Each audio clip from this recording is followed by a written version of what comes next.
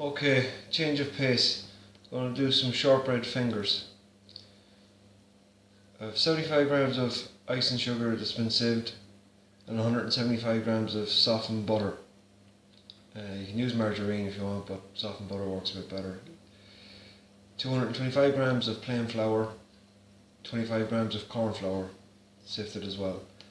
And I'll be adding 1 teaspoon of vanilla.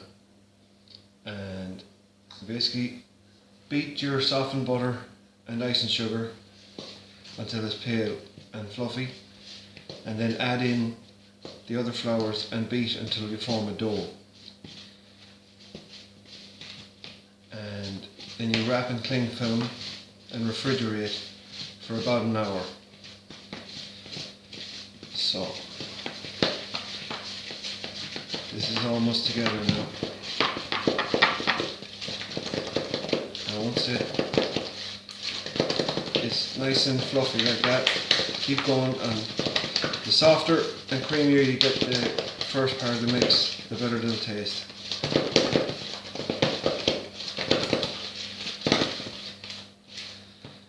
Now, add the flour and a teaspoon of vanilla.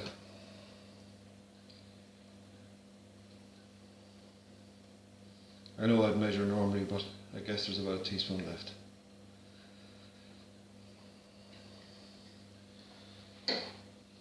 And bring this together.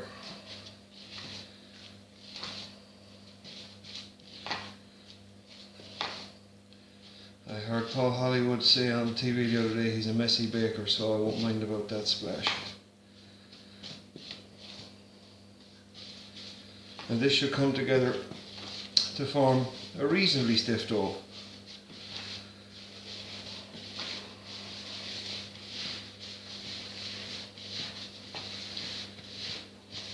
Now, and nearly there.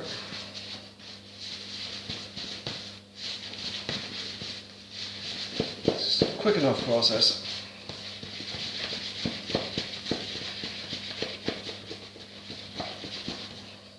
Once it's mixed and you've no white spots of flour, you don't have to mix it any further. Get some cling film.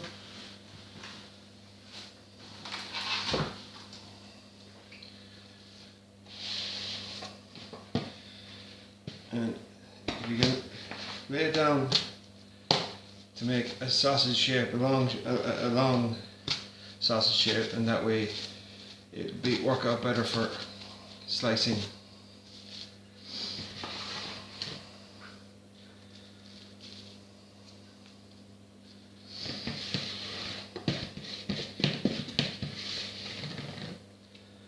Now,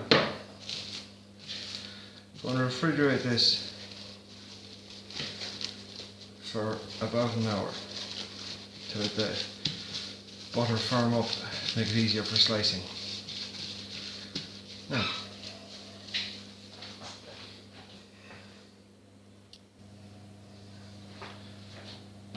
Now, back again, bit of editing.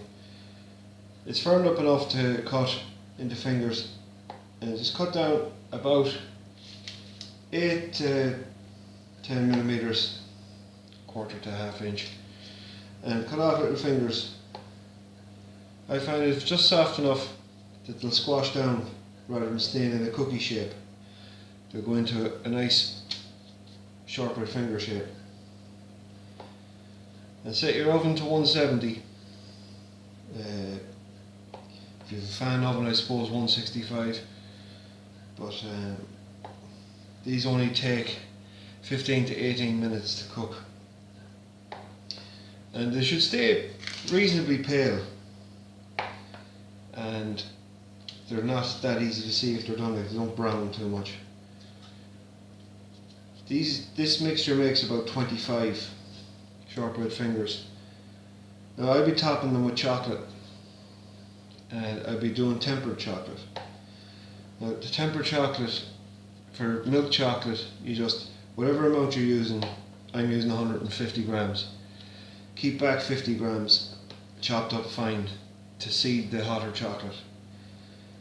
Melt over a Banbury saucepan of water and a bowl, melt the chocolate to 49 degrees centigrade, 115 degrees Fahrenheit,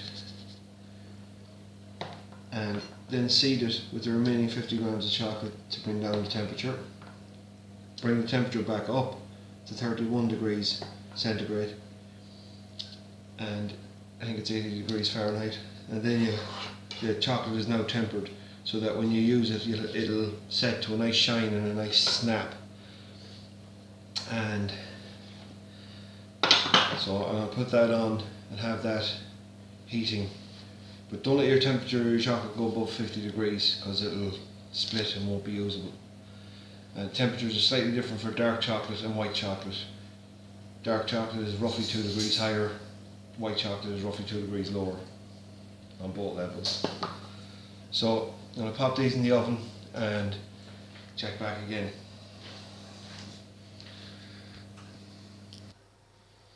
Now, here we are, a lovely light golden colour, 17 minutes. 17 minutes in the oven. Now we're just going to transfer them to a wire rack to let them cool fully, and I'll start working on my chocolate.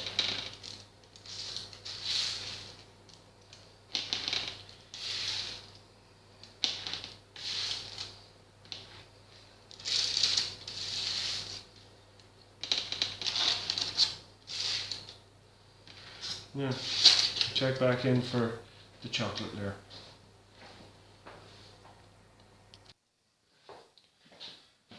Now, I have my tempered chocolate, my cool biscuits. So, just going to dip 1/2 into the chocolate, the rest of it is a greaseproof paper. And repeat this for all of them. Well, if you don't want them all covered in chocolate, it's fine. And the tempered chocolate, when it cools, it should leave a nice shine. And a nice crunch and a snap when you bite into it.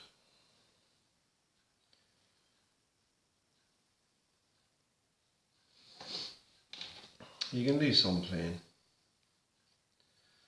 We'll test one now just to show you the nice snap of the shortbread biscuit. A nice crunch on them.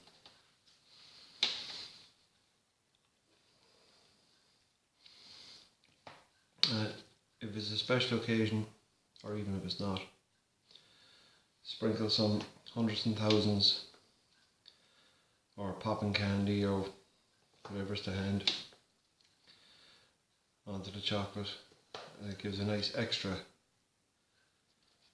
look and taste to the whole thing.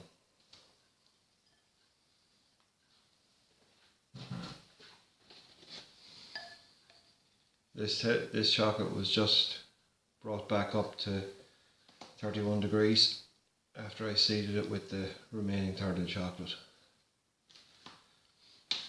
Now these will set at room temperature, but I prefer to refrigerate them after they've cooled enough.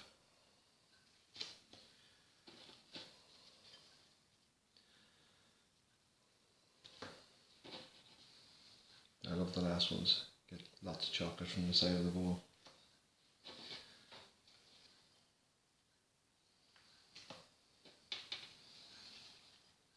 And quick and easy to make. Yeah. A few hundreds and thousands on a couple of them.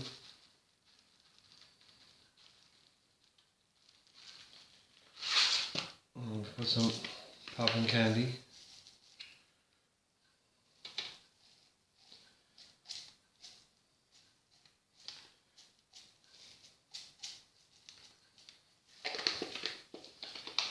And some stars, and we leave some of them plain.